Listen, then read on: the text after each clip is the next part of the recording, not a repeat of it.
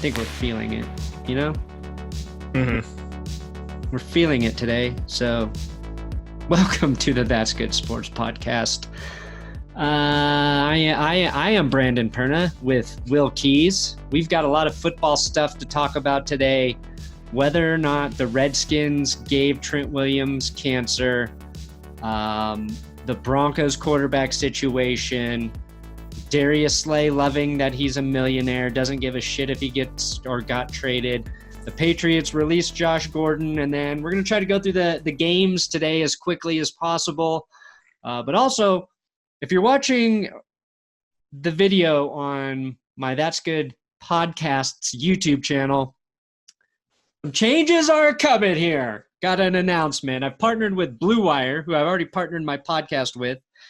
And last season, I tried to upload some other podcasts here to this channel, and I just didn't have the bandwidth to be consistent with it. But Blue Wire is going to help with that. There's going to be a ton of sports podcasts and clips from other podcasts coming on this channel. Will and I will be here every Thursday. That's not changing at all. We're going to keep doing this, even though I don't even know if you guys actually like this podcast. We don't know what the good part of this podcast is or what the shit part is, but we do it tell us every week.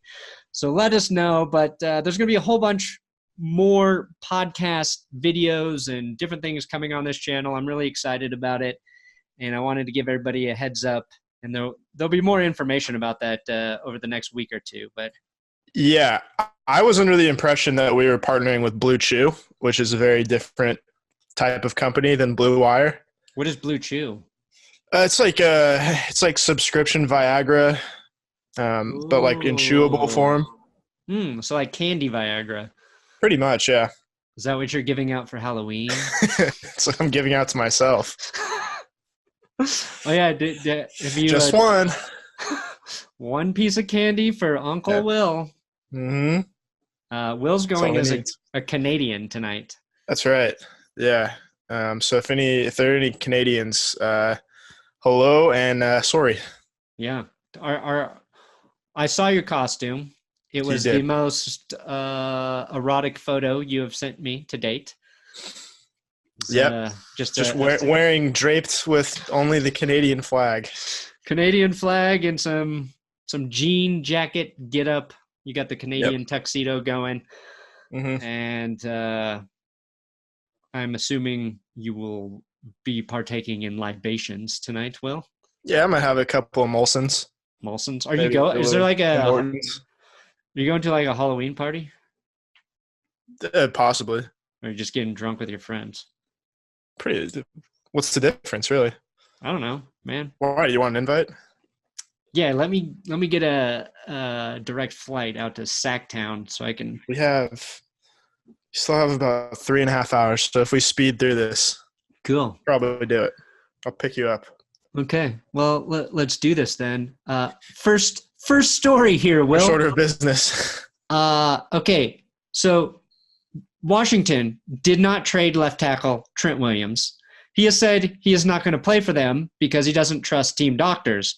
Today, we learned that Trent Williams had a cancerous tumor removed from his head this offseason.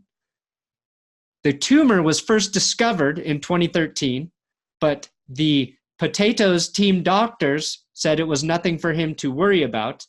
It kept growing. He finally went and got a second opinion, said it was pretty scary, then had it removed. And so that is why he does not trust Washington team doctors. So my question to you is, should an NFL team tell a player if he has cancer? Well, I don't know where to go with that one, to be honest. Probably, yeah. And do you think Washington gave him cancer? Oh, almost definitely. There's probably like some form of asbestos or, I don't know, something in the locker room, radiation pumping in from Dan Snyder's whatever. Dan Snyder just his aura. Radiation. Yeah, he emits radiation. Just that's why you're not supposed whenever to. he walks into a room. Yeah, that's why you're not supposed to look him in the eyes. Right. Yeah. That was Trent Williams' fatal mistake. Yeah, he looked at Dan Snyder in the eyes, and we're joking about this because I'm assuming that the cancer's under control. Yeah, probably. If it's not, my apologies to Trent Williams, but pretty fucked up situation. And it's weird though. Like if they first noticed this in 2013, I guess my questions are why. So even if the doctors believed at that point it was benign or nothing to worry about, yeah, it kept growing. Why didn't they keep an eye on it? Or shouldn't they have said, like, this appears to be nothing now, but maybe we should do a biopsy to test for it? Like anytime there's a growth, that's usually, I think, like the protocol, like this doesn't look cancerous or serious. Let's do a biopsy, get some official results, and we'll get back to you. And 2013 was a long time ago. It's 2019. So as much as I want to fully shit on the Redskin team doctors, this is kind of a bizarre story, which I feel like there's a lot of information we're not privy to. But yeah, probably. I'm no oncologist. I know you aren't anymore. Not anymore, at least. Had to give it up. Pretty bad week for team doctors in general between this and the Jets. Yeah. But my best guess is that they didn't want the tumor removed because they're very cheap and they didn't want to have to pay for a smaller helmet for Trent Williams. It's just the only explanation, really, because they have a vested interest in making sure he doesn't have cancer because they're paying him a lot of money and he's a good player to have on their football team. Yeah, it's crazy. It's like, and they probably like him, I guess. Yeah, I think it's a sign of how dysfunctional that organization is, and maybe communication. Like when Eric Berry, when they found his cancer, they found it early, and that's like a big reason, he was successfully able to beat it. And you would assume like having that kind of access to doctors and medical advice would usually benefit people, assuming the organization wants to place some importance on that. I don't know. It seems fucking weird to me. Oh, it is. Very strange thing. That, again, like it's just another sign of complete dysfunction, disarray within the Redskins organization. And it's not really surprising, to be honest.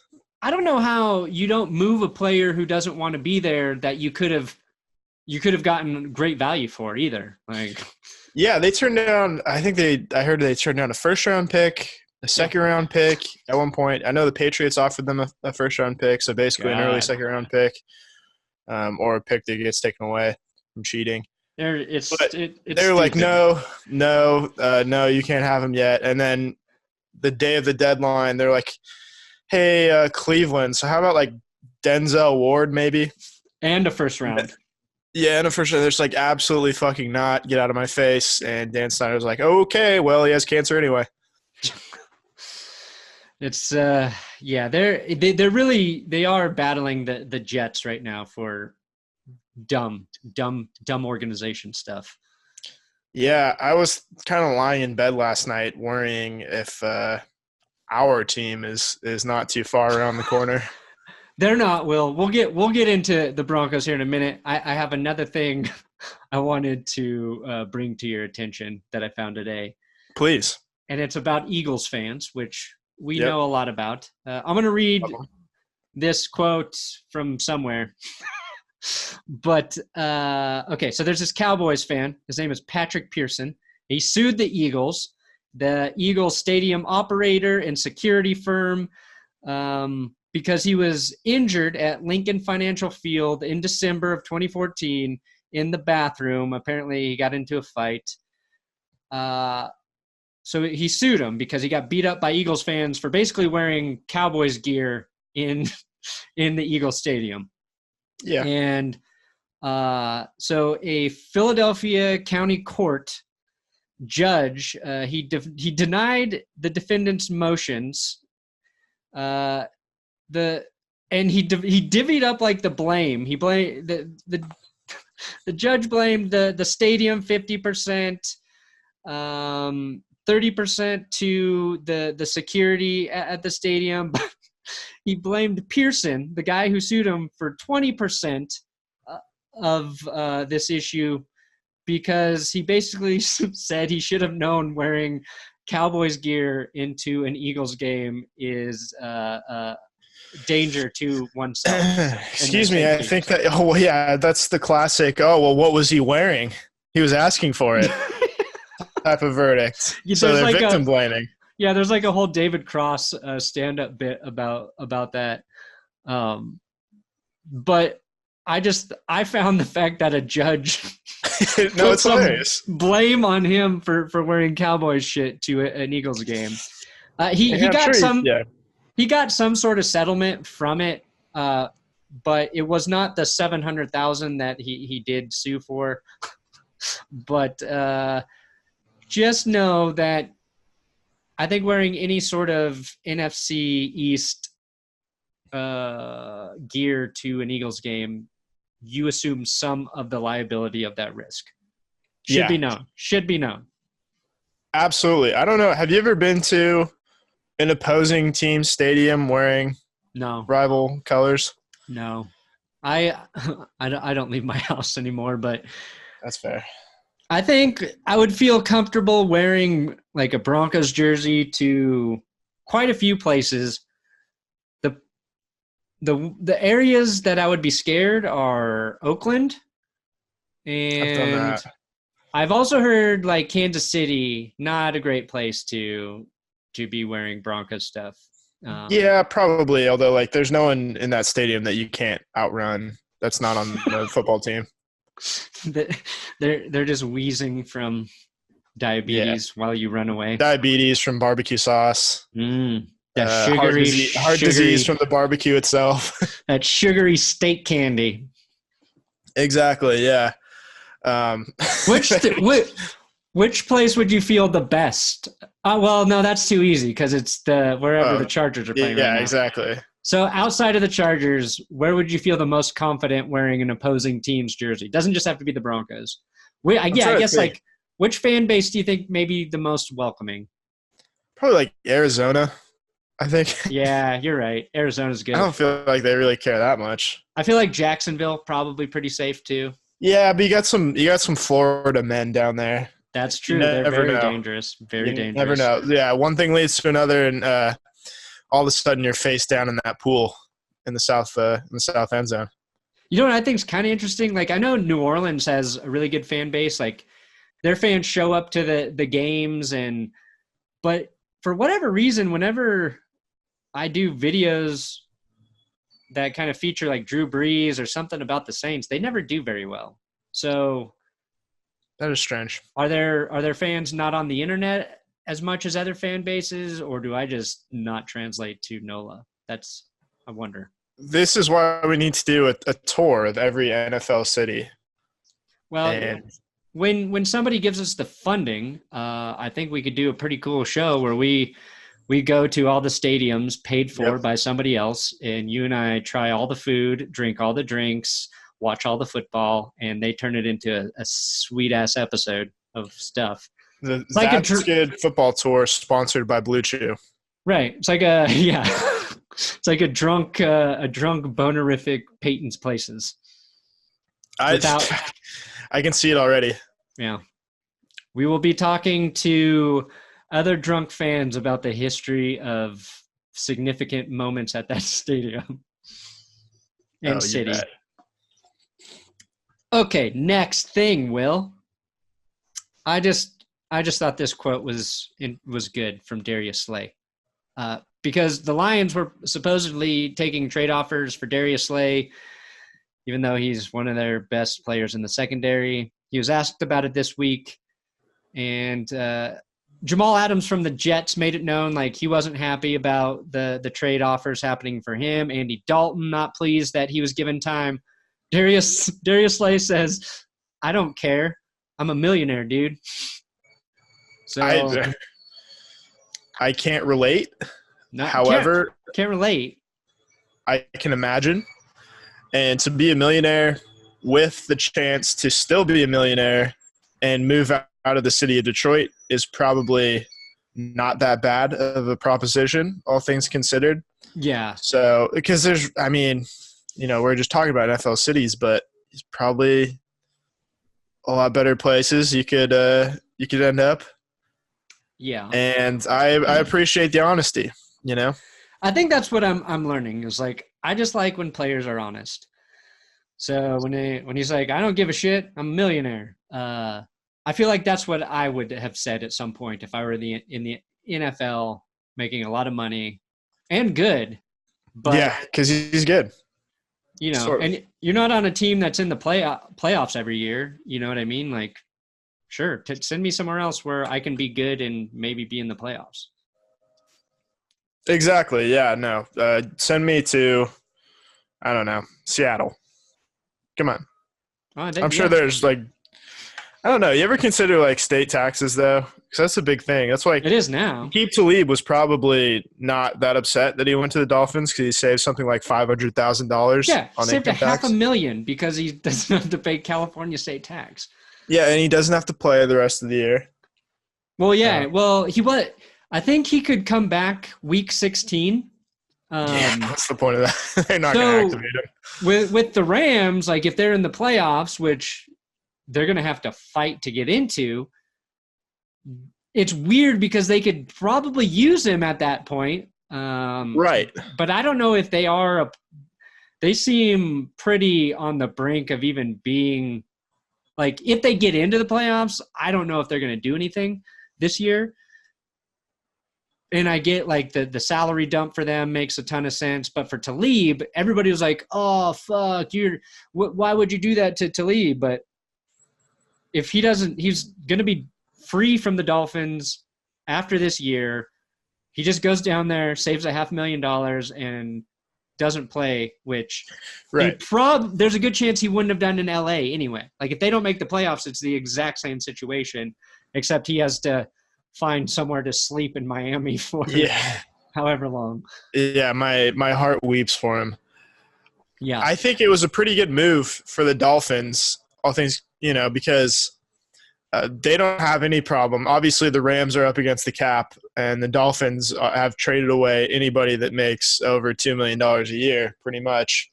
They got flexibility, man. And so it's basically a very NBA-type trade where one team is just eating salary for a year or two on an expiring contract, and they get a pick. Although I feel like they probably could have gotten something better because I think they gave like a fifth. I think they gave LA a 7th and they got a 5th back. Yeah. So it feels like, I guess that's the price of a 5th round pick is whatever. What did the Broncos get? Something $1 million. What did the Broncos get when they traded Talib? Anything? I think they got a 5th as well. 5th? Yeah.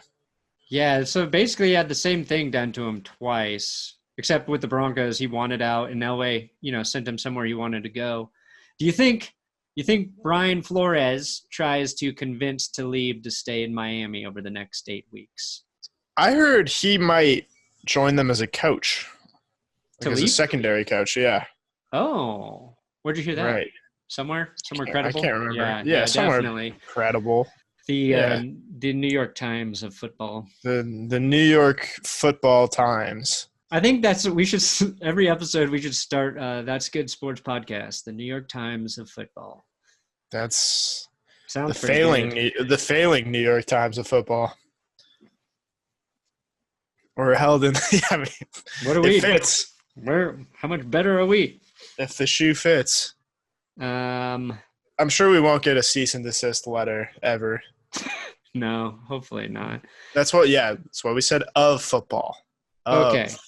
Before we do the Broncos quarterback talk, because I know there's a lot of it. We're going to get into it.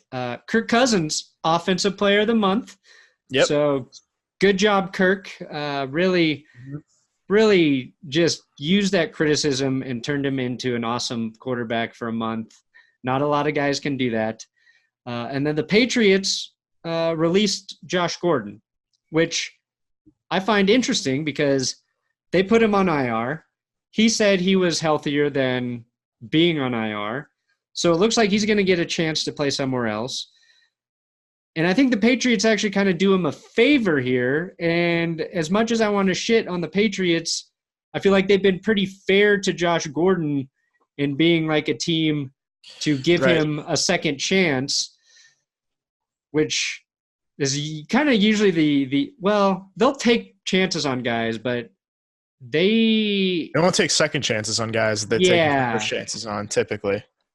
Because they'll move on from players pretty quickly. Where, like, do you think Josh Gordon's going to land somewhere else? I mean, he's still young enough. I think he's either like 29 or 30. He's not that old, particularly. I think he's somewhere south of 30 right now.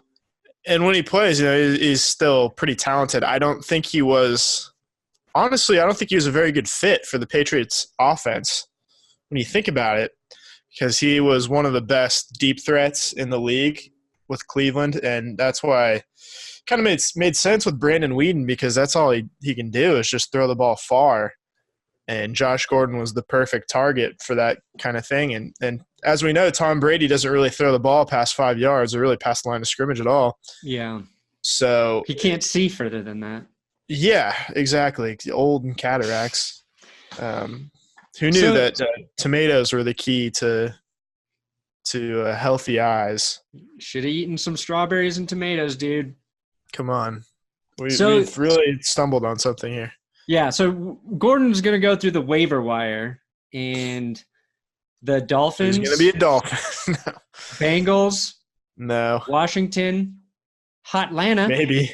Hotlanta. I don't know. None of those teams want to add someone for the rest of the year, though, because at this point they're out of it. The Jets. And they're trying to lose. I'm going to go down the line until you give me it. Jets, Giants, Broncos, Buccaneers, Browns, then Chargers. I don't think he's going back to the Browns. Maybe the Chargers. I don't know. The Chargers. I think Chargers would be a good fit for him. I wouldn't be mad if the Broncos grabbed him. I guess. Yeah, maybe. I guess so, because right now we haven't really seen anything out of a second receiver without Sanders. I think a lot of teams could use him. It's just a matter of you want him on a team that's going to try to make second half playoff push, and I think he is kind of needless on a lot of those teams with bad records, because at this point it's about playing younger guys and clearing up space and kind of trying to lose a little bit, or at least not trying to win necessarily. I think is the goal for a lot of those teams in the bottom quarter of those records. But yeah, a team like the Chargers, who have made a lot of they've turned around a lot of seasons under Phillip Rivers, and I think whether or not they will, I think they believe that they can, and so making a move at receiver or something like that, I think makes sense. Although that's not really their biggest position of need right now. Yeah, the thing with Gordon is it looks like whoever grabs him is going to have to pay $1 million for the rest of the season. $1 million. 1.072, and then he'll be an unrestricted free agent in 2020. Say $1 million in the Dr. Evil voice, though. $1 million. Have you ever seen Austin Powers? Yeah, I just didn't want to do it. Yeah, fair. I wanted to put my own flair on it. It's my own interpretation of a famous role. Yeah, so yeah, I think you're right. Like, he wasn't even the one that said it. Yeah, you know what the world doesn't miss is Austin Powers references and impressions. No, you just gave me an idea. I think I'm ditching the Canadian costume. I'm going as Austin Powers. Yeah, baby. What is there? What's the equivalent of that right now? I think for a while it got taken over by Anchorman Ron Burgundy. Yeah, and now I don't know. I think we our culture is so too disjointed. There's too much. It's very disjointed. We don't have we have too many options. There's nothing very singular anymore. We don't have a great comedy, I don't think, recently with a very endearing character like the great Austin Powers, a nymphomaniac from London, England. Yeah. Now that shit was time traveling nymphomaniac. That was huge. Austin Powers was huge. Yeah, I mean, well, you have to have the chest hair to pull it off too. Yeah, it's a big thing. Man, people and bad teeth. The simple, physical, visual gags. It's really what my show lacks. Will, there's not enough visual gags. We'll talk about that next month's budget meeting. Yes. How about that? And Josh Gordon, baby. Make a lot of sense on the San Francisco 49ers. Yeah, everybody makes sense there now because they're fucking killing it. You and I make sense there. Yeah. All right. Let's do this. The Broncos are starting Brandon Allen this week. Hell yes. I'm excited. Flacco got a second opinion on his neck. The second doctor confirmed it's pretty fucked up. He's gonna miss 4 to 6 weeks. Could go to IR, so we may have watched our last Joe Flacco in a Broncos uniform. So what's more important right now? Talking about how Brandon Allen will fit in the offense or the Joe Flacco conspiracy theories? I think I'm done with the Joe Flacco conspiracy theories. I think he was really injured. And I don't think they benched him because he said something mean in the press conference. I don't think they really care particularly what Joe Flacco thinks. I don't think it was really a big deal. Big Fangio agreed with most of what he said. Yeah. Well, he's not wrong. Right. We lost the game. And Joe Flacco being mean is like, I've watched that clip several times and I'm like, he's not a mean-spirited person. Like, no. Him being mean is like the way I would envision if I were trying to have to be critical in a press conference where you're very frustrated and you want to ruffle some feathers, but you do it in a polite way that really doesn't accomplish anything. Someone was saying that Joe Flacco is going to make a really good TV analyst after his career, after hearing that. I was like, maybe if he – I guess. I don't know how much he talks. He's actually pretty – I think he's I actually kind of like him off the field. I don't have any problems with him. I hate him as a football player. I absolutely despise everything he stands for between the lines. But – no, outside of that, I think he's a good guy. He's never said anything really mean or given you a reason to hate him. But the funniest part about people saying like, except for that mustache. Yeah, I mean that's a different story. He was clearly hurt during the game. The cameras cut to his neck being worked on. Yeah, and he was hit. The last play of the game, he got his neck probably snapped into 14 pieces, and people are trying to say, "Oh yeah, I bet his neck is hurt." Yeah, no, it's really because he said bad things, and John Elway punished him. If he pretended to have a hurt neck, so the cameras could get a trainer like adjusting and looking at his neck during the game, that's some next level shit. And I just don't think any team outside of the Patriots is organized enough to orchestrate something like that. No, yeah, I don't really see the benefit of doing something like that, doing this deep state injury faking. I don't buy it. I just don't buy it. So we got Brandon Allen, and are you optimistic? Yeah, sure. Why not? We're playing the Browns. They've got one good player in Myles Garrett on their defense, and everyone else is fairly questionable at this point. So that's going to be a problem. But if they can avoid, some type of 7-sack performance, I think he's got a chance. This is a guy. This isn't Brett Rippon started. This is a guy who was drafted in 2016. It was a 6-rounder coming out of Arkansas. 6th round, the magical round, baby. Look at Arkansas's record in the SEC the last few years. Brandon Allen had a winning record his last 2 years at Arkansas. So I for one, think that that's worth something. He's been kind of bouncing around from the Jags to the Rams for the last few years. He's a 27-year-old guy. I think he's probably prepared, at least. Yeah, he seems pretty competent. He says he's really comfortable with the offense. And we're going to find out if he really is a better fit for what they want to do. And really, he doesn't have to do a ton more.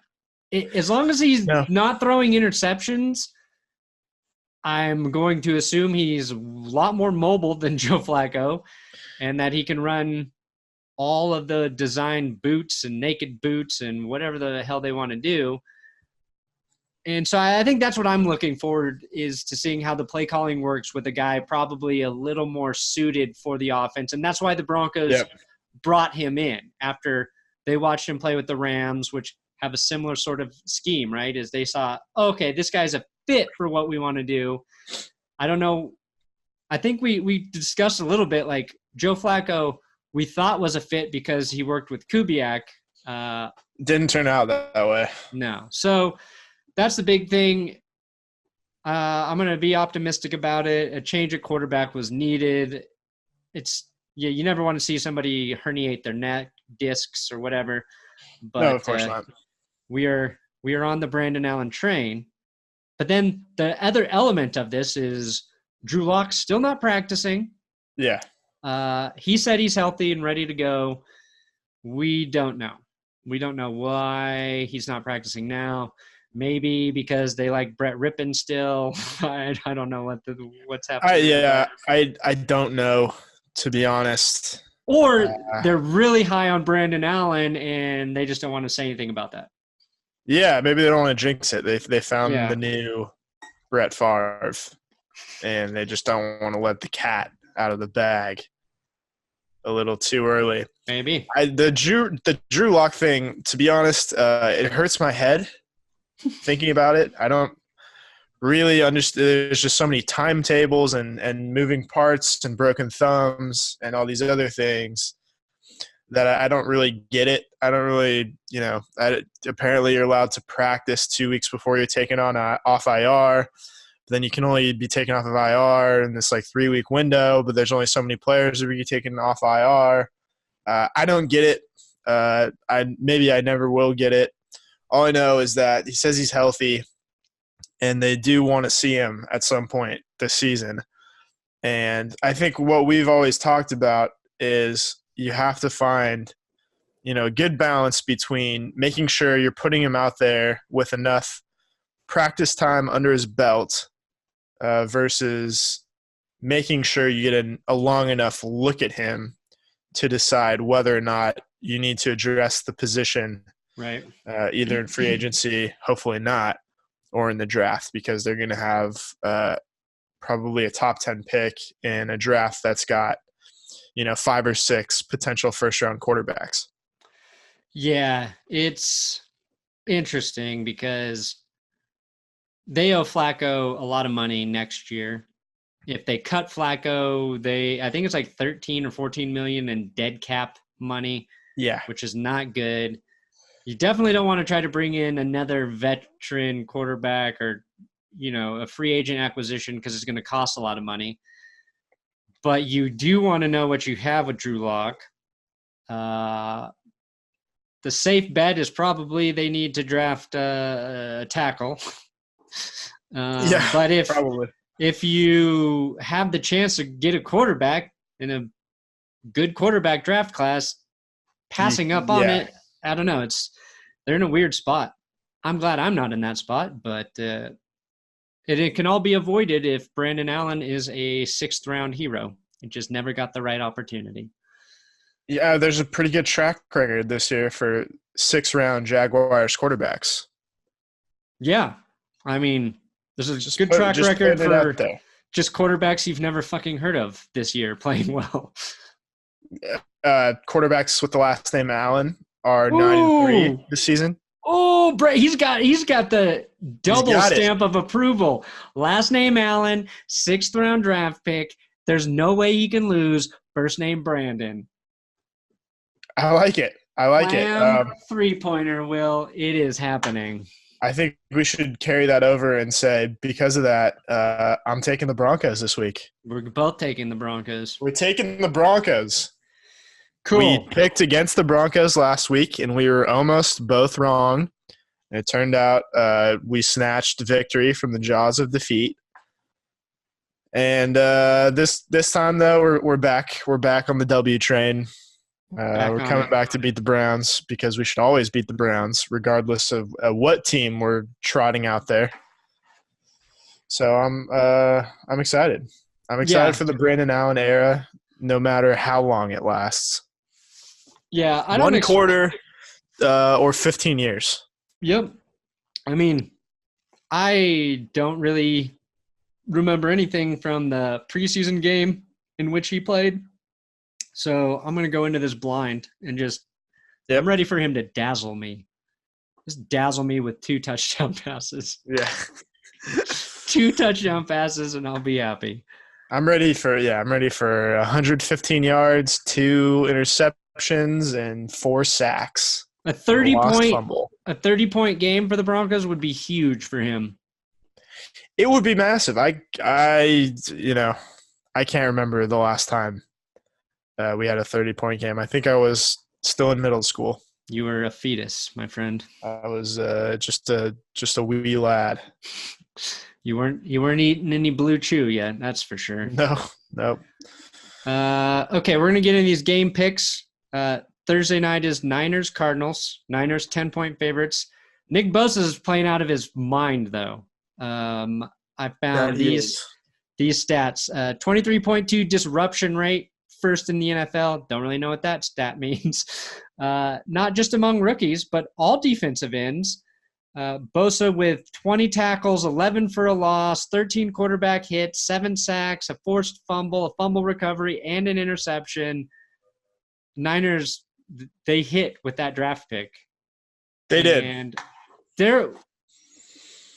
people thought that they might not select Bosa. Right. Yeah, I think one of the alternatives was Quintin Williams. Right. Who I don't think anyone's heard his name this season. It doesn't mean he's not good. No, it's just that he's a defensive tackle. Bosa. Okay. Bosa's one of those rare cases where he's highly touted, and a lot of people are like, "This guy is a slam dunk," and then he he's kind of a lightning rod coming into the NFL too. Yeah, because he didn't play that last year for most of it, right? He sat out the remainder of his junior season at Ohio State. Yeah, to get ready for the draft. Yeah, it's crazy. Which, I don't know. I don't like that as a football fan. Like I understand it from a business perspective. I don't think, I hate when people are like, well, no, that's what they should do. It's like, well, I mean, do you like football? Do you like seeing good football players play football? Then you want them to finish out their season. At the same time, right. I understand it because there's a lot of money at stake. But I'm kind of worried that, with how well he's playing, this is going to become kind of a trend in college football. And you might see someone like, I have no idea, what Chase Young is thinking, but Ohio State's defensive end, who's, the best overall prospect in college football right now. It'd be really disappointing if they had, a shot at the college football playoff or winning the whole thing, and he shut it down, say in November, because he was going to get ready to be the, second or third pick in the draft. Right. I'm glad I don't watch college football for this reason. You're saved. I got saved. Yeah. You're good. You're fine. The Jesus that told me don't waste your time with college football. We're both going to take the Niners to win this game. Oh, hold on. Every NFL team that started 7-0 has made the playoffs. Niners are 7-0, Will. Yep. Which, if they make the playoffs, will end their 5-year playoff drought, which is the fourth longest active in the NFL. The Broncos are sneaking up on that drought record. They're coming for it. Coming for it. Yeah, Niners, huge win over the Panthers last week. I mean, they dominated them, and I think that got a lot of people to believe in San Francisco. And they'll be tested. Like, they play the Cardinals twice in the next 3 weeks, but they've got a lot of good games coming up. So they're going to be an interesting team, I think, to keep watching. They're a fun team to watch, regardless of whether it's a close game or not, because it's usually not. But they're aesthetically a pleasing offense to sit back and watch, with guys like Tevin Coleman and Matt Breida just going untouched, and these nice little bootlegs to Greg Kittle. It's a fun team to enjoy. Well, okay, so Nick Bosa, they have basically the best pass rusher in the league right now. George Kittle is basically the best tight end in the NFL right now, and they are running the ball more than anyone else. I think on NFL Primetime or some shit I heard, I forget how many rushing attempts they've had so far this season, but I think it's the most any team has had through the first 8 weeks of an NFL season. And they've had a bye so far, so that's crazy. Yeah, they also had that Washington game that was in the mud, which probably skewed it quite a bit. They're doing a lot of running attempts every game, but yeah, they're playing basically the style of football that is very football guy football, where it's but it's defense, also but it's creative, right? Like it's also super modernized, because they're using these shifts and these jet sweeps and all these different motions and whatnot, and pulling guards and stuff. So it's not just smash mouth football. Which there's a lot of artistry to this offense. And I feel like when we see the Broncos try to do that, they just get flagged for an illegal shift. Yeah. It gets blown up 5 yards in the backfield. Yeah, it's illegal shift. Another thing is with the people criticizing the offensive coordinator, which, it's fair at times, but you have to remember, this is Kyle Shanahan's third year in San Francisco, and it's not gonna happen overnight. It takes a while. No, it does. And there were some extenuating circumstances in San Francisco. Yeah. But you're right. You got to get the right guys in the system. You got to get they all got to buy in. They all got to get comfortable. Yeah. It's Le'Veon Bell. Did you watch his video about telling Jets fans to be patient? No. He was kissing the GM and head coach's ass a little bit, which I think smart for him long term. But he was like, "Look, this is a new coach for the team, a lot of new players. We need patience. We're all trying to learn here. I feel good about this. I don't feel good about their head coach or GM. I think Adam Gase is a terrible head coach." Oh, GM, I'm fine with. It's Joe Douglas from the Eagles, and he hasn't really. They got him after the draft too. Yeah, they got him after the draft and free agency. So a lot of this, I'm not ready to put any of it on him. Adam Gase, though, completely different story. Yeah. So, but he was saying the same thing. This shit takes time, and it's true. And you touched on that, and it's something I've been thinking about a lot with all the criticism surrounding the Broncos. And the defense is coming together with a lot of guys we didn't expect to be playing well. So I think if they ever find the right quarterback to run that shit, then you can be optimistic about it and it not be unrealistic. 3 years for Kyle Shanahan. Maybe he's already on the roster. He's the best coach we've ever seen since Sean McVay last year. That's right. Yeah. And, until Lincoln Riley next year. Ooh. Well, no. Next year will be Cliff Kingsbury. Then it will be Lincoln Riley. Right. Okay. Texans, Jaguars in London. Good game. 5-3. Texans 4-4. Jaguars. Very good game. Another early game. 7:30 a.m. Both quarterbacks playing well right now. Minshew had a really good game last week.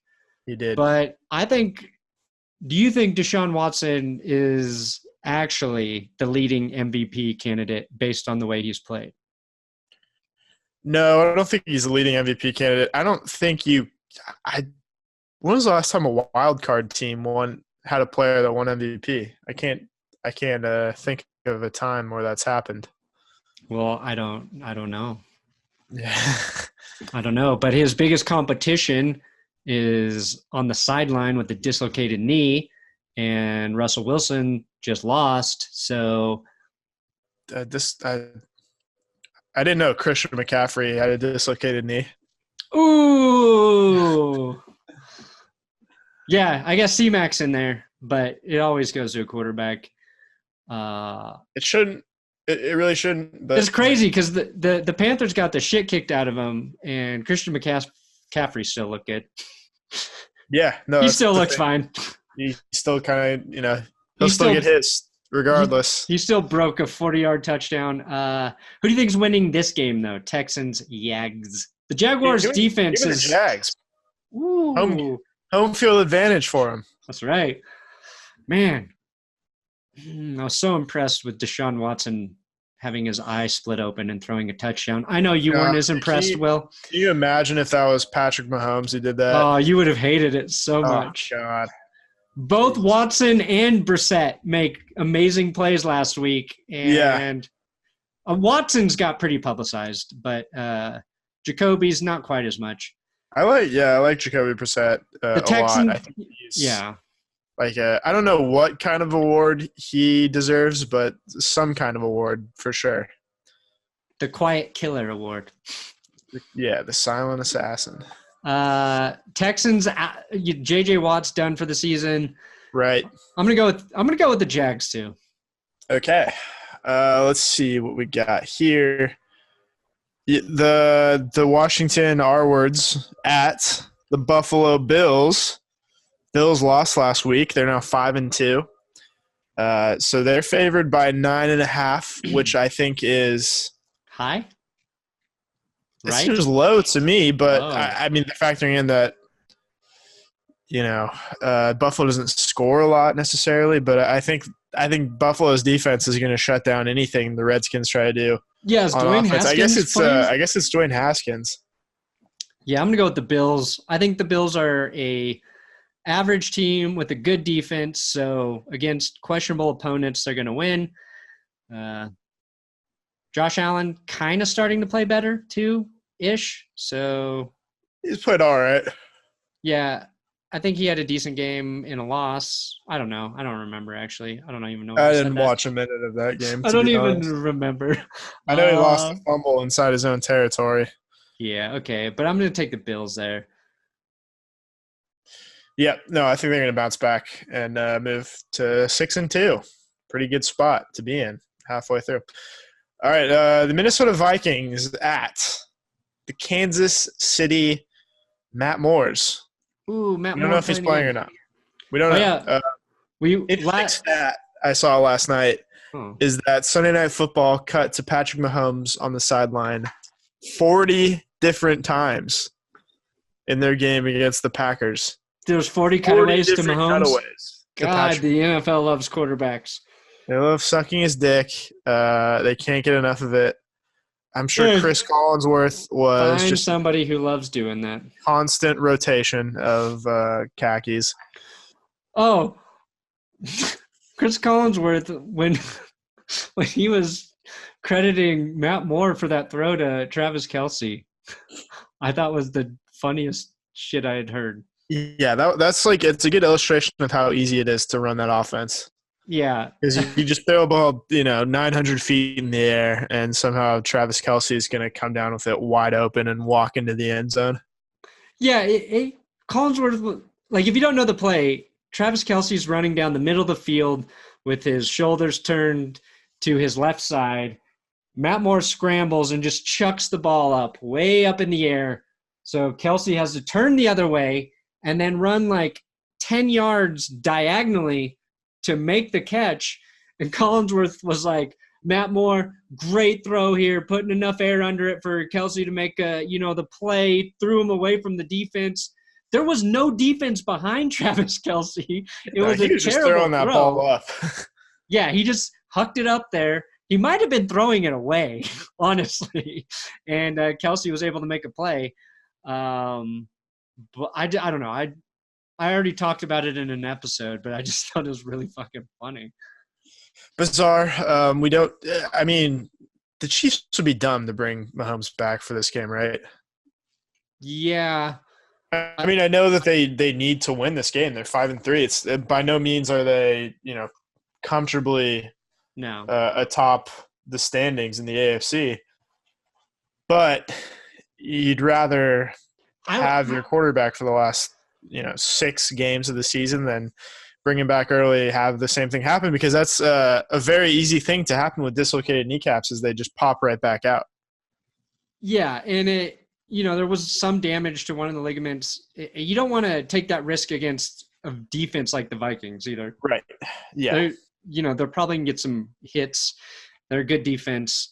And aside from that pass, Matt Moore actually did play pretty well. Yeah, he was fine. It's a really good defense.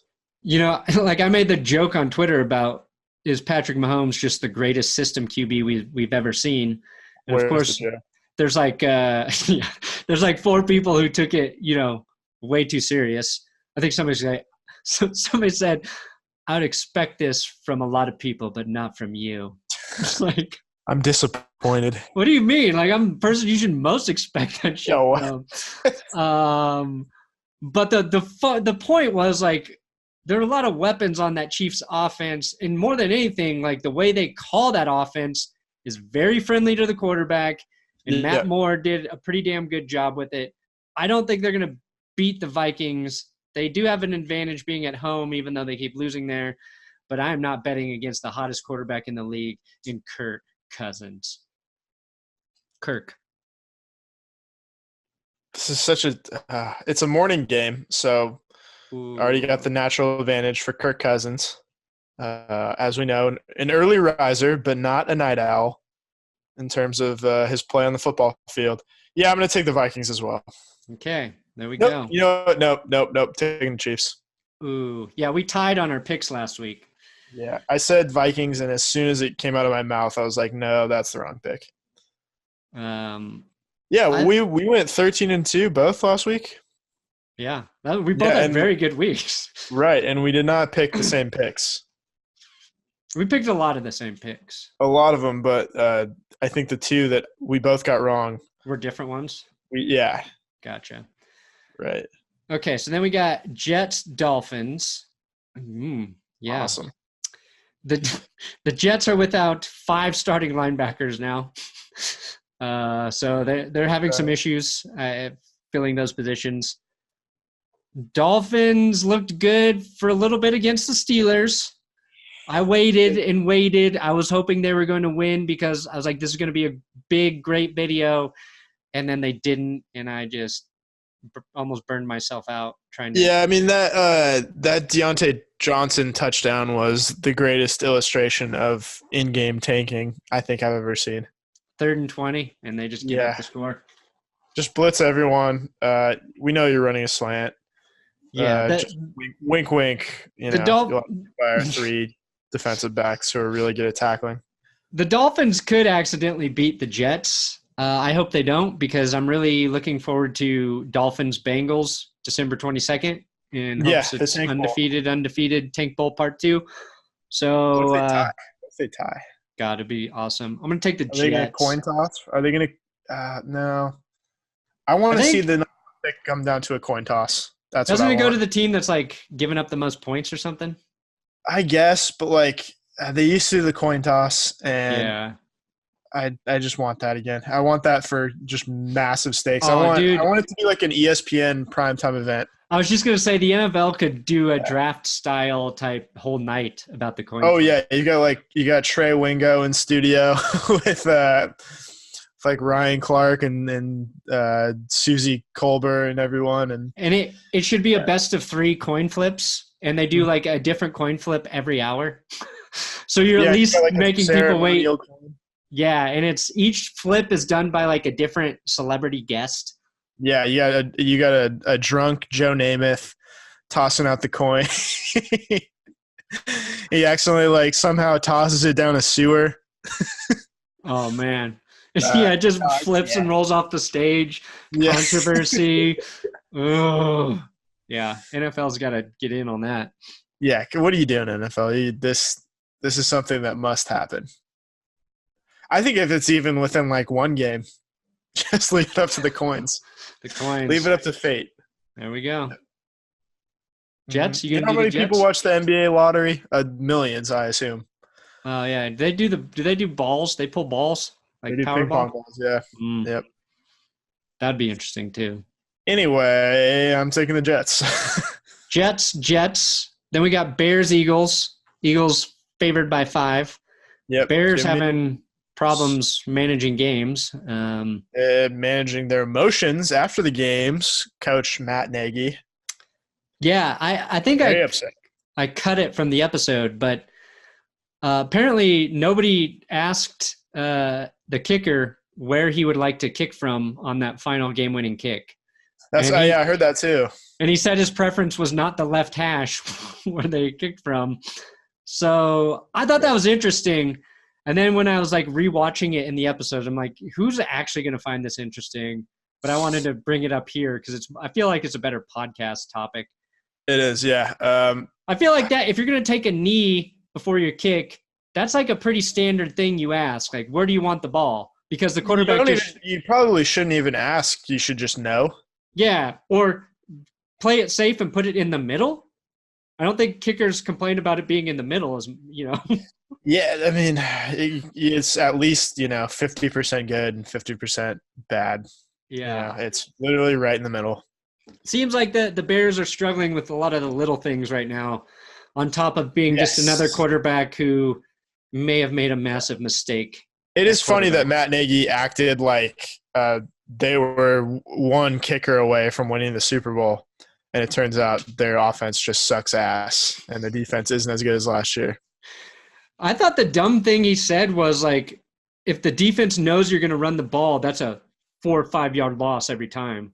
Yeah, not necessarily. No, I don't think that's how the NFL works, dude. You can just fucking give it to your fullback. Give it to your fullback. I've never seen a fullback lose yardage. No. I don't think it's ever happened. Yeah, I get that. I know what he's saying, but the way he said it was dumb. It's like you lose the element of surprise in that situation, and yeah, maybe you lose a yard, but I guess it's worth it to try. I don't know. Yeah. How bad is your offensive line if you don't believe – maybe the Bears do have a bad O-line. I don't know. I'm going to take the Eagles at home. Okay. All right. We've agreed on every pick so far. No, you took the Chiefs. Oh, yeah. Vikings, Chiefs. Okay. Idiot. Yes. All right. Colts at Steelers. Steelers are actually favored by a point. Interesting. Against the Colts. Not in my book because I'm taking the Colts. Yeah, I'm going to take the Colts too. I think they kind of underperformed a little bit against the Broncos, but I also think the Broncos defense is pretty damn good. Yeah. And I think with their losing record, that's not going to get acknowledged. So, yeah, Colts. Okay, Titans at Carolina Panthers. Panthers are favored by 4 at home. Kyle Allen still starting. Ryan Tannehill still getting the start for the Titans after winning his last 2 games. Yeah. I'm going to I think the Titans are going to keep rolling here. Ooh, I like that pick. My gut says Tennessee. Okay. But I'm going to take the Panthers. It's hard to come back from a long trip from the West Coast, giving up 51 points, just getting your very soul ripped from your chest. But I'm taking the Panthers, just to be clear. He's taking the Panthers. I'm going against my intuition. Detroit Lions at the Oakland Raiders. These two teams are very similar.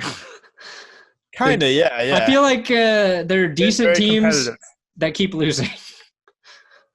Yeah. Right? That's fair. And I don't like saying that about the Raiders. They're a better team than I thought they would be.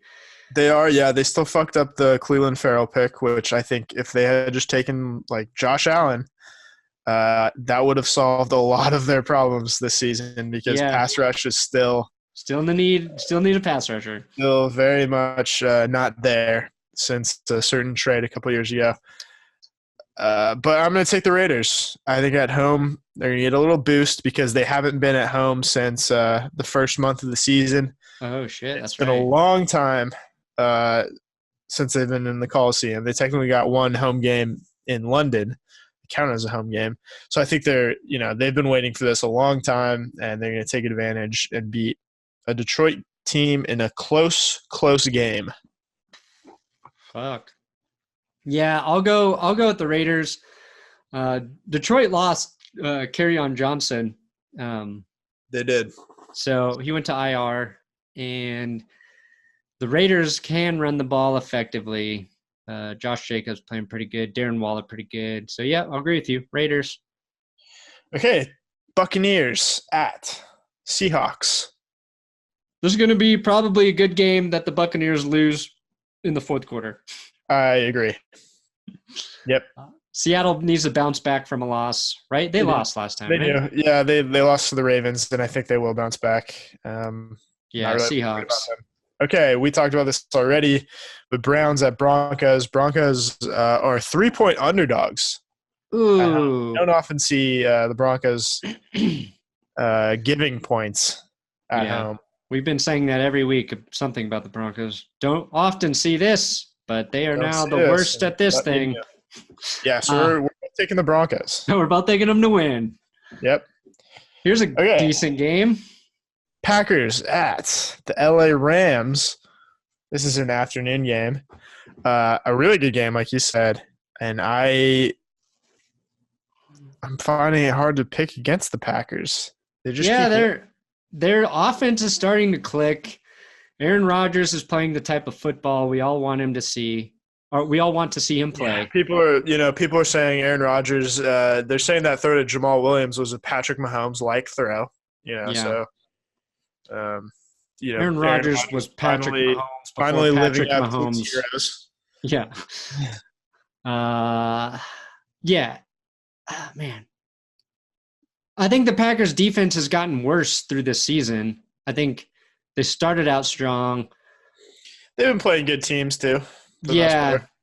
But Aaron Jones he's starting to blow up, I think, like on the national scene, but he's a huge asset for the Packers. Yeah, great receiving running back. And they should be is Devontae Adams coming back? That's a big piece of news. Yeah, and the thing is, they've been playing well without him. Yeah, that's a huge – I've been utilizing, last week he threw Rodgers throws a touchdown to Aaron Jones and to Jamal Williams. He's just so good at spreading the ball around to just about everybody, using every single receiver on the field at any given play. So yeah, I think it'll be a huge boost once Adams gets back, but he's holding down the fort right now.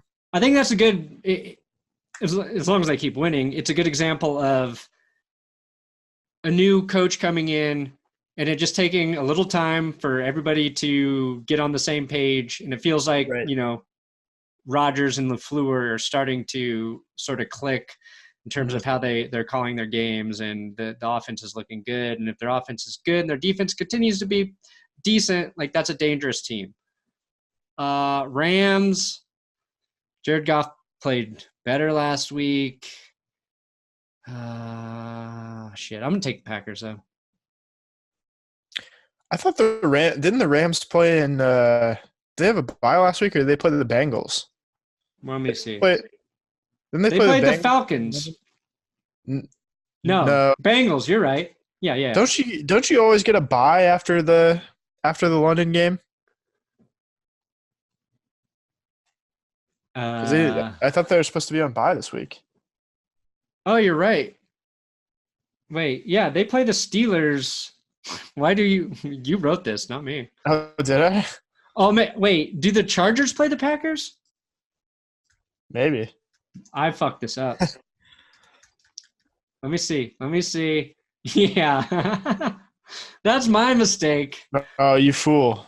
Okay, so what happened here is you write in the initials, right? So you put GB versus you had LAC. Maybe you had LAR. I don't know. We'll never know the truth. But I may have mistaken LAR or LAC for the Rams when it's the Chargers. So they play the – Okay. Everything I said about the Packers still applies. Yep, and it's even more true because they're playing the Chargers. So yep. Definitely going to take them over the Chargers. I'd take him over the Rams too, but hey, Yeah, it's good going to call. be a very green stadium. Nobody would have forgiven us for that gaffe. Nope, we would not have heard the end of it. Hey, why don't you give us another Rams prediction, idiot? Although, good catch. Okay, yeah, so Packers-Chargers, not as interesting as Packers-Rams. Nope. I think the Chargers will play better this week. Teams play better after a coach gets fired. That's the X factor. A lot of times. Yeah. Okay. Sunday night, big game. The first competitive game the Patriots have all season with the Baltimore Ravens on Sunday Night Football. And it should be noted, if the Browns didn't fumble 3 times in a row, that Browns-Patriots game might have been a closer loss for the Browns. But they did. We all know why. It's because the Patriots control the weather. Because of drips. Drips. Drips technology. Yeah. Look into it. Rewatch that episode. If you very good joke by Will. I don't know if it's going to rain. It might. It's in Baltimore. We do know the Patriots will decide what the weather is in this game. However, if it is raining, I think that might be an advantage to the Ravens because that's the kind of offense that they run. It feels like one of those offenses that could give the Patriots trouble. One of the rare offenses because they do so many different things. Lamar Jackson's so slippery. Oh, man. John Harbaugh knows this team very well. And I like their chances. And I'm going to take the Ravens to end the Patriots' perfect season in Baltimore. Lamar Jackson and the Ravens. I'm gonna agree with you. I'm gonna take the Ravens as well because it's the first time I think I've been able to take a team against the Patriots. And New England last week, they did give up 131 yards to Nick Chubb. He had one big play. Yep. That ended up being a bad play. that he fumbled on. But yeah, I think that's like how you can beat the Patriots defense that's been playing so well. Yeah, run the ball. And they can do that with Lamar Jackson, and they can do it with Mark Ingram too. Like, I think that's a good combo against them. And their secondary's been picking off more interceptions have been falling to them because they've been playing a bunch of young, bad quarterbacks. So the one thing Lamar Jackson has been is pretty safe with the ball. So let him run all over the field.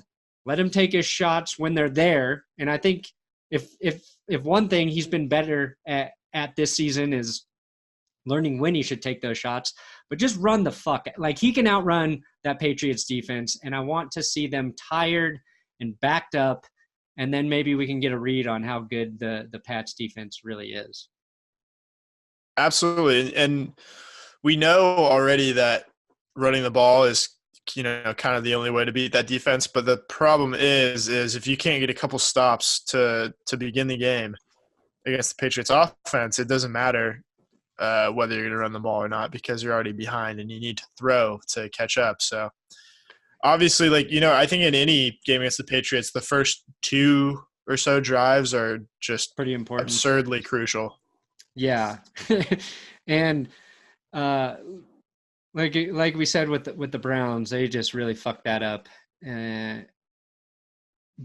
The Ravens do well. Marquise Brown returned to practice this week, so if he plays, I think that's a big boost for the Ravens offense. Like, since he's been injured, Lamar Jackson hasn't been as effective passing the ball. So that's kind of another thing to keep an eye on. But I'm excited for this game. Like, I'm always excited when the Patriots play a good team, and I have had to wait until week fucking 9 to see that this year. Exactly. It's like, how do you know how good this defense is? They played 8 JV middle school offenses. Exactly. So everybody on earth will be rooting for the Ravens, except for Patriots fans. And even maybe some of them are, because 16-0 is a curse. We all know that. Absolutely. All right. We both take the Ravens. Monday Night Football. You got your team back in prime time, Will. The Dallas Cowboys. And they will be playing the New York Giants as 7-point favorites. The Cowboys, not the Giants. Oh, man. I refuse to talk about this game. Take the Cowboys. Yeah, I'm going to take the Cowboys too. My only notes from this are Pat Shurmur will not allow any of his players to be mic'd up for Monday Night Football if asked. And Really? Saquon Barkley and Daniel Jones cracked the top 10 in jersey sales. Daniel Jones 9, Saquon Barkley 6. So good for them. People be buying Giants jerseys. Yeah, Schumer really did say that. Or Shurmur. After what happened to Sam Darnold, the world is very cautious. That's very stadium. How quickly did the joke, the ghost jokes wear out? Less than a week? Immediately. Was it a less than a week? Definitely a very short-lived phenomenon. I think. Oh boy, it happened fast. Yeah, that's the thing. Is we used to not be able to live anything down like that, but now everybody's attention span is so short, and there's so much more going on in the news cycle that we just forget about things that happened, 3 days ago. Sam Darnold needs to get fucking mono again. Yeah. Oh, that would be just find that girl that he made out with and go right at it again. That will erase the ghost thing forever. 2 monos in one season? That's impressive. I think 2 monos are technically 1 double. Yeah, it's a stereo. Yeah, there you go. Oh, that's a good nerd joke. That's a good one to end it on, I think. That's a great podcast joke. All right, yep, you made it through this episode. God bless football. Happy Halloween. Happy Hallows Eve.